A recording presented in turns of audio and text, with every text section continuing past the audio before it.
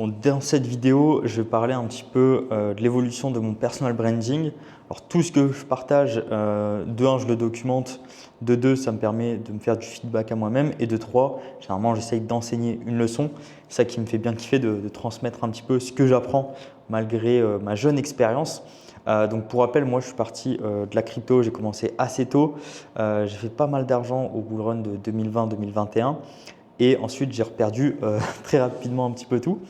Et du coup, je cherchais une autre classe d'actifs qui performe mais décorrélée du marché coté. Donc, je suis tombé sur les startups. Et pareil, là, je suis passé par pas mal de péripéties à suivre bêtement des gourous dans des clubs deals où au final, j'ai pas de suivi, je ne sais pas comment récupérer mon argent, etc. Et aujourd'hui, voilà, après avoir analysé plus de 200 startups, j'ai investi dans une vingtaine de startups, des fonds de private equity, des fonds de startups, enfin bref, plein de choses comme ça. Je commence à avoir un petit peu d'expérience et je le partage pour des entrepreneurs qui souhaiteraient potentiellement investir en startup avec leur boîte ou avec leurs fonds propres et même à des particuliers. Et ça, j'insiste parce que je me considère particulier et en plus de ça, en fait, j'étais jamais destiné à entreprendre. J'étais destiné à faire mon taf chez Decathlon, un bon petit salarié. Et je sais que c'est un moyen d'exutoire d'investir en startup parce qu'on se dit, OK, je vais à mon taf qui ne me plaît pas forcément, je fais un petit peu d'argent. Avec cet argent, je mets de côté, puis j'investis sur des entrepreneurs qui ont les mêmes valeurs que les miennes et qui peuvent aboutir à un projet que moi tout seul je ne pourrais pas parce que je suis salarié, parce que j'ai des croyances limitantes.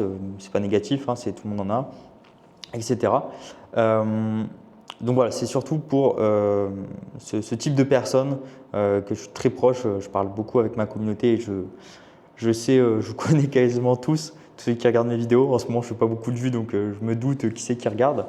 Donc voilà, je vous partage un petit peu cette expérience.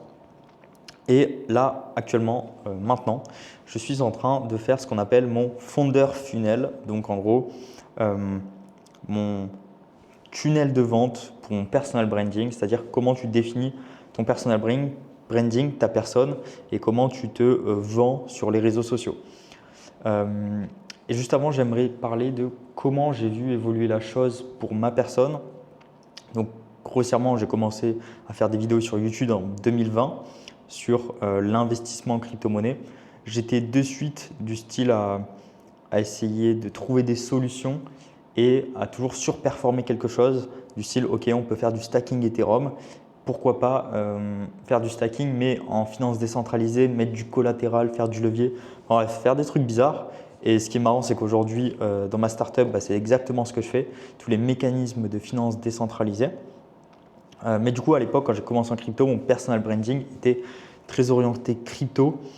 J'ai tenu peut-être 1 ou 2 ans et puis j'ai rapidement délaissé parce que ce milieu d'influenceurs crypto, c'est pas du tout ce qui me plaît. Ça m'a limite dégoûté. Où en fait, les influenceurs, ils arrivent à rentrer avant les autres. Bon, c'était à l'époque, mais on pouvait se faire payer pour un projet, pour en parler, mais du coup on se faisait payer en tokens, donc on pouvait vendre nos tokens sur notre communauté. Enfin, c'était vraiment un milieu assez malsain. Et en plus de ça, aujourd'hui, les influenceurs crypto qui fonctionnent, c'est surtout voilà, ce qu'on appelle la météo crypto, de dire le Bitcoin a fait plus 10, le Bitcoin a fait moins 10, blablabla. Au final, personne n'en sait rien. Les marchés financiers, c'est très complexe. Même une personne qui est formée pendant 10, 20, 30 ans, il pourrait perdre tout son argent d'un coup. Personne ne sait si ça va monter ou descendre. Il y a des statistiques, des probabilités, mais les probabilités, c'est 50,00001% ça va en haut ou ça va en bas, quoi. Donc voilà, tout ce qui compte, c'est le money management et la prise de risque à prendre.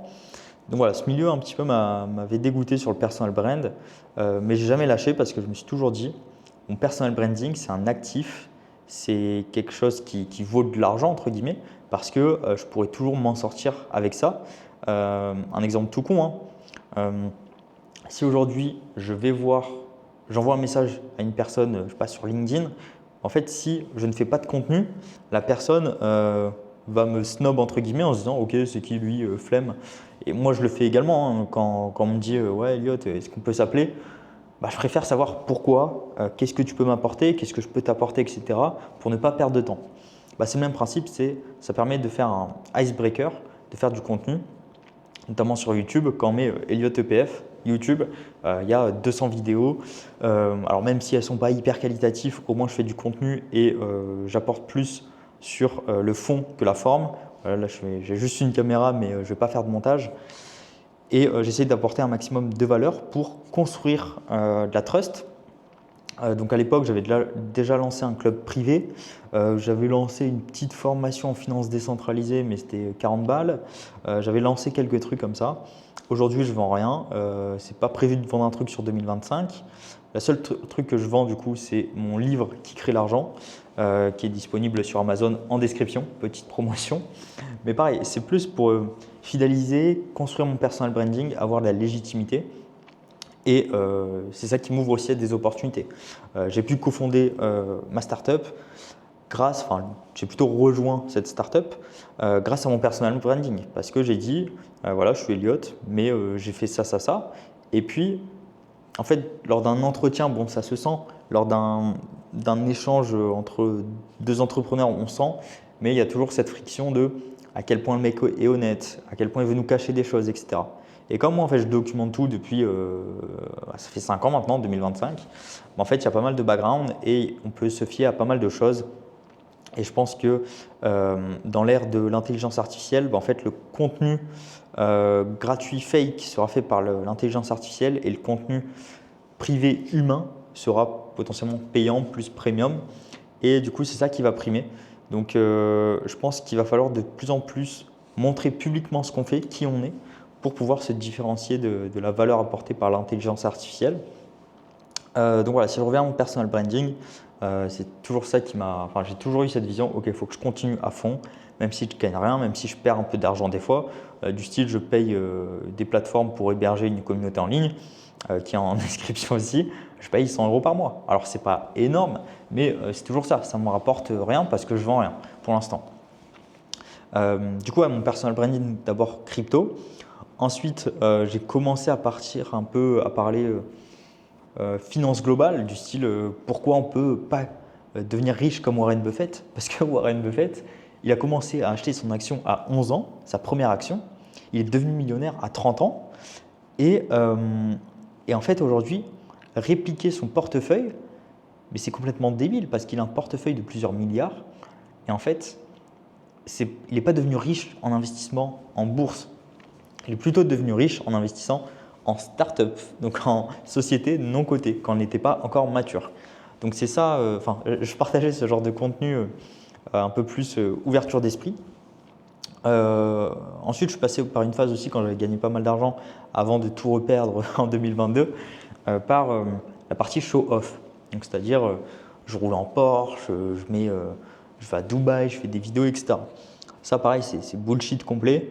Clairement, louer une Porsche où j'étais en Estonie, ça coûtait pas si cher que ça. C'était pas 300 € la journée. Donc voilà, tu te prends même la semaine, ça te revient, je sais pas, 1000 €.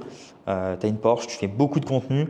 Tu fais genre que tu en as une pendant 1 an, 2 ans, 3 ans. Tu remets du contenu, tu recycles le contenu et ça fonctionne. Du coup, ça permet de montrer que tu as un lifestyle énorme alors que tu as juste loué une fois une Porsche dans ta vie, quoi.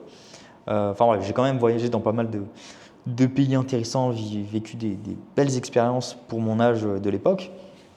Mais voilà, je suis passé par cette phase de j'ai de l'argent, faut le montrer et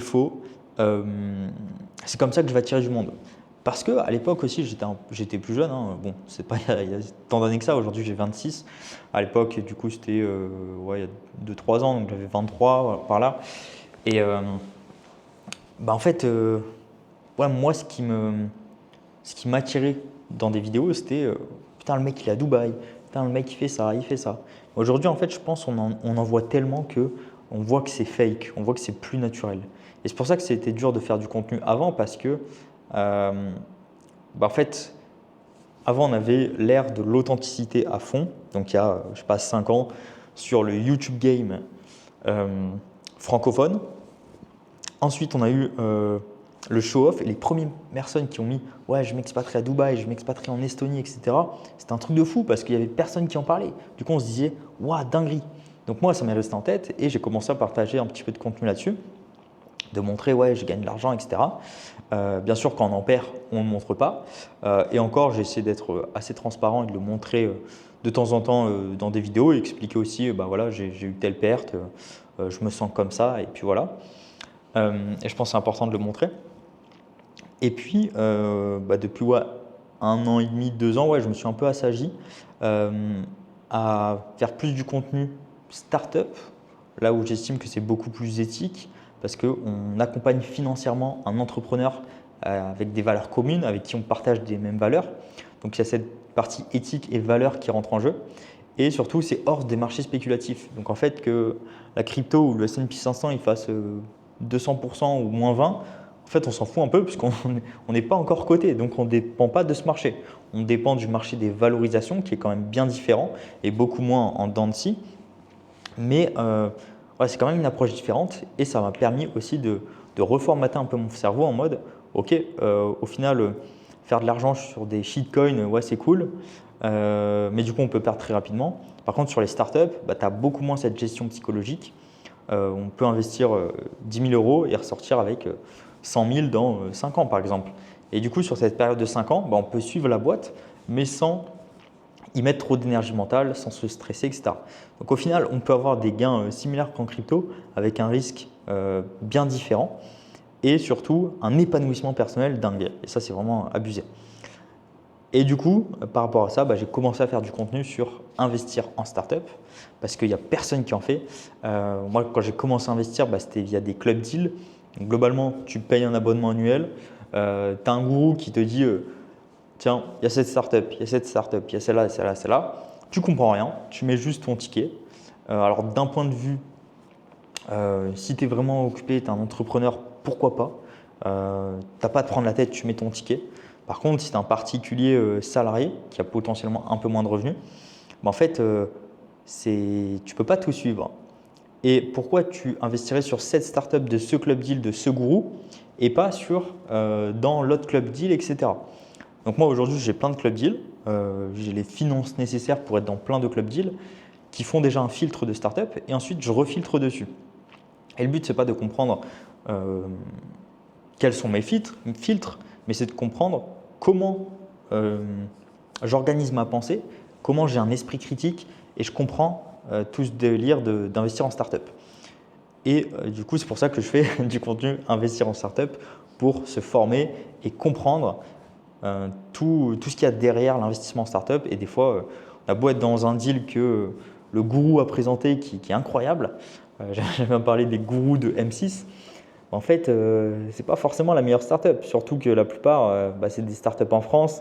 En fait, tu peux trouver la même à l'étranger, peut-être moins valorisée même, qui fait plus d'argent. Enfin bref, il y a trop de choses à dire. Du coup, pour revenir à mon personal brand, je suis passé sur la partie investir en startup. Et comme je baignais dans ce domaine startup, du coup, j'ai commencé à lever des fonds pour quelques startups. Ça s'est très bien passé. Jusqu'à maintenant, on croise les doigts, mais ça se développe hyper bien et les multiples de valorisation sont potentiellement assez énormes. Et du coup, j'en suis venu à être cofondeur d'une startup que j'ai rejoint où là-dessus, je travaille au final en finance décentralisée, mon cœur de, je ne vais pas envie de dire cœur de métier, mais ce que je faisais auparavant. Et du coup, aujourd'hui, sur mon personal brand, la problématique, c'est comment je fais pour parler publiquement et dire ce que je fais et allier entre mon activité professionnelle, parce que jusqu'à maintenant, en fait, j'en ai jamais vraiment eu, c'était du soloprenariat, de l'investissement, mais pas vraiment entrepreneur. Aujourd'hui, c'est très compliqué, entrepreneur startup, il y a tellement de choses à gérer. Et du coup, cette partie où je suis plutôt ce qu'on pourrait appeler chef produit, mais je gère aussi la levée de fonds et pas mal de choses. Donc assez tech, niché, Web3, finance décentralisée et produits avec des cas d'usage. Et cette partie investisseur en startup où j'ai quand même envie d'éduquer parce que je n'ai pas forcément envie de parler sur mon personal brand de comment je construis la startup, comment je fais tous ces mécanismes-là parce qu'il y a beaucoup de propriétés intellectuelles, il y a des brevets internationaux, il y a des choses à ne pas divulguer. Donc voilà, je suis en train de voir comment créer le tunnel d'un personal brand entre ma partie pro, entrepreneur et ma partie investisseur au final. C'est entrepreneur-investisseur. C'est lié, mais pour faire en sorte que ça matche bien. Donc voilà, c'était pour vous partager un petit peu cette vidéo sur mon parcours de personal brand. Je pense que si vous êtes même investisseur et que vous avez déjà investi en startup ou vous comptez y investir, c'est hyper important de construire son personal brand, au moins un compte LinkedIn pour dire voilà, j'ai investi dans telle boîte, j'ai investi dans telle boîte. Même si c'est des petits montants, hein, en fait, investisseur, ce n'est pas juste une question de montant, c'est une question aussi d'accompagner financièrement une team à évoluer. Mais du coup, vous pouvez apporter aussi socialement, c'est-à-dire parler du produit, les aider à documenter leur histoire, etc. Et c'est ça qui fait kiffer aussi en startup. C'est pas je mets mes billes et on verra si ça marche. C'est je mets mes billes, mais je peux aider et j'ai envie d'aider parce que la boîte, j'ai investi, donc si elle gagne, je gagne. Et surtout, on voit quelque chose évoluer où on n'a pas forcément besoin de produire beaucoup de travail, mais si on peut au moins fournir de la visibilité sur, je sais pas, LinkedIn, c'est toujours ça. Donc voilà, j'incite tout le monde à créer au moins un compte LinkedIn et à documenter un peu ce qu'il fait, que ce soit dans un processus de recherche d'investissement, un processus de suivi de startup. Je sais pas, j'ai investi dans telle startup, donc voilà, je regarde, je fais un post LinkedIn, tiens, je regarde une fois par mois ce que donne ma startup. Je suis content, ce mois-ci, je l'ai aidé à faire ça, ça, ça. C'est juste documenter un petit peu ce qu'on fait. Et ça permet d'ajouter de la légitimité à son personal branding pour, à terme, potentiellement, trouver des startups soi-même et trouver des investissements soi-même grâce à un personal branding. Et c'est ça qui m'a toujours apporté des deals, apporté des investisseurs, apporté une communauté qui fait qu'aujourd'hui, j'arrive à avoir des contacts plus ou moins hauts d'un point de vue social parce que en fait, j'ai construit un personal branding depuis 5 ans. Donc vraiment, créez-vous un compte LinkedIn. Il y a mon LinkedIn d'ailleurs en description, n'hésitez pas à m'ajouter. Alors quand je vais poster la vidéo, je pense qu'elle sera à peine en train d'être lancée. J'ai toujours eu un compte, mais jamais sérieusement. Et là, je pense qu'on va commencer à envoyer sérieusement pour voir ce que ça donne. Donc voilà, en avril 2025, je lance fort LinkedIn et Twitter normalement. On va voir ce que ça donne pour construire un beau, gros personal branding.